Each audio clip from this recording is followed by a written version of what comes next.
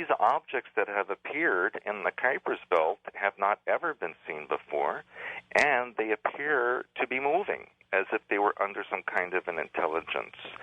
So my feeling is that maybe there is some group out there in the Kuiper's Belt that is monitoring what's going on here and may make some kind of a move.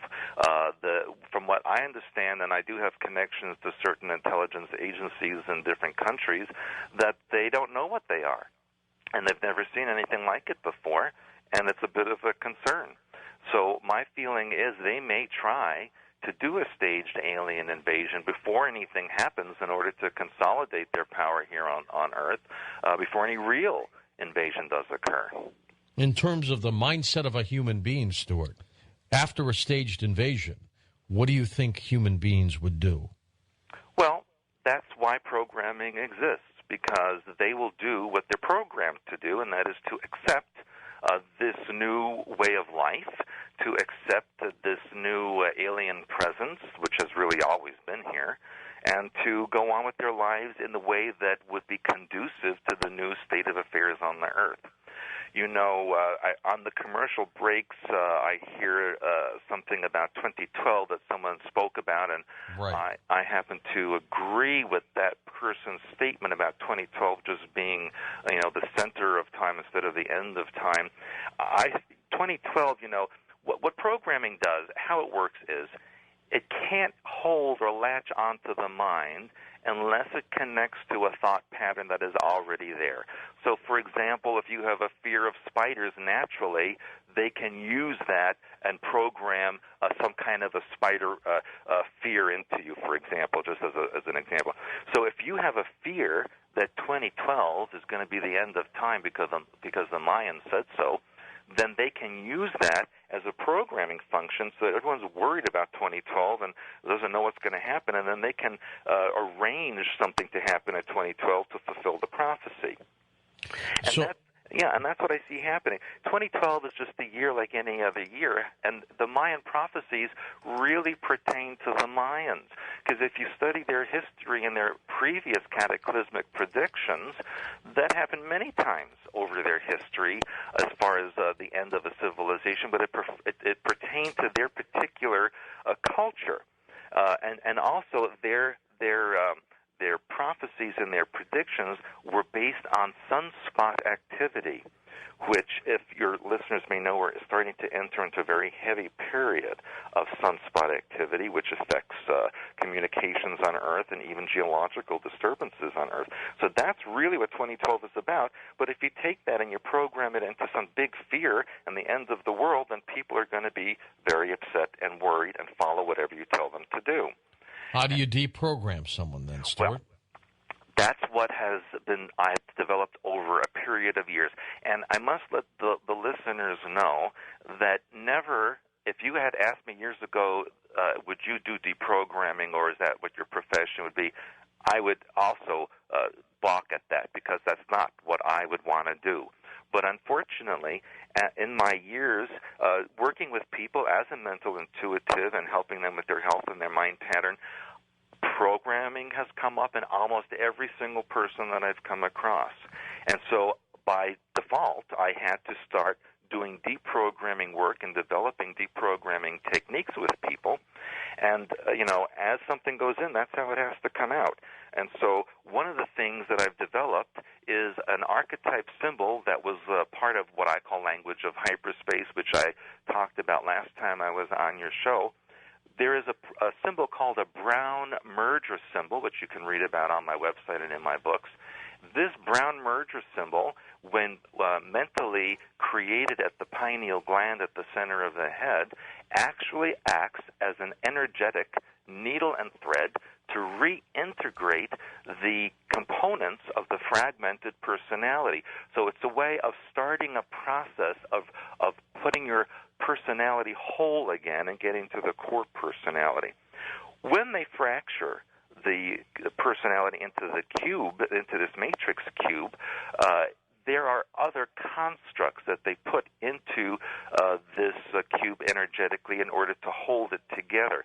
Sometimes it could be a construct that looks like a castle or a hotel, which is why sometimes people dream about those things or have a predisposition towards that kind of a structure.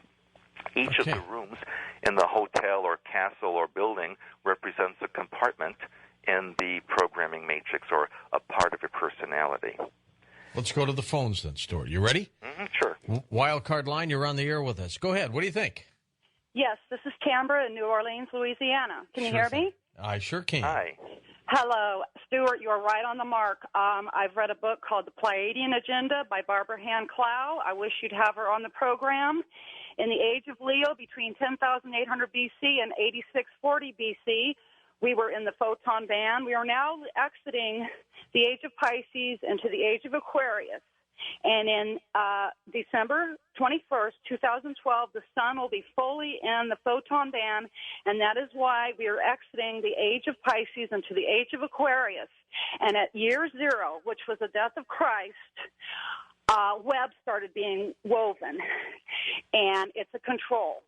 And fortunately, the good news is, folks, and I highly recommend you read this book, is that the Pleiadians have been observing us for 26,000 years, and they are going to help us ascend through this web, which is going to become like a liquid light, and we are going to transform. And the fear, and they talk about the world management team and all of these iconic that are being presented to us, and they laugh at the television because we have our own telepathic abilities, and I'm really excited to talk to you all. I mean, I have so much more to say, but this book is a very encyclopedic book, and Stuart, you're right on the mark. I have been harassed since I was about 19 years old, and I know exactly where you're coming from, and I know exactly what they're doing, and I'm not afraid of them. And, you know, I'm in New Orleans, and there's a lot of weird stuff going on, and in this house that I live in, which is 102 years old. So I just want to thank you all, and I can't believe I got through. And the good news is there is a way out of this. So now, what's the way out? When the sun comes fully into the photon band, December 21st, 2012. Okay. The Pleiadians come interdimensionally. There's 12 dimensions. Christ is in the 12th dimension. The Pleiadians can only basically connect through us. They're like in a faceted, almost like a kaleidoscopic faceted type of dimensional viewpoint because they're such a distance away from us. And they cannot get caught. They will get caught in the third dimension or the fourth. So they look at us from the fifth. There's several dimensions, you know, and they just through telepathy, et cetera, and enlightenment. And by the way, I started yoga 2 months ago, and I am starting to really gear towards Buddhism and Hinduism. And I know I'm in the Bible Belt, but I'm deprogramming myself. All right, well, let's get your take, Stuart. Incredible people have come to New Orleans to help. All right, Tambra, thank you. Stuart, do you want to react to some of the things she said? Oh, yeah, she said a lot of things there. I would, if I may, before I say anything else, say that New Orleans has been known to be a very big ritualistic center for the Illuminati. In other words, a lot of ritual ceremonies are performed there, and the hurricane that hit that area was part of what they call a global ritual or global sacrifice in order to achieve certain energies for the events and goals that they intend to do in the future. And by the way, are you saying they developed Hurricane Katrina? Oh, it was artificially created and steered right to New Orleans. And as most of your listeners already know, those levees were intact after the hurricane passed, and people in the area reported some kind of an electronic burst or pulse that then created the levees to collapse and flood the city. So it was a planned event. And in fact, there was a woman who is a seismologist at UCLA, and she had said 2 years before Katrina, She said that there will be three major events that hit the United States.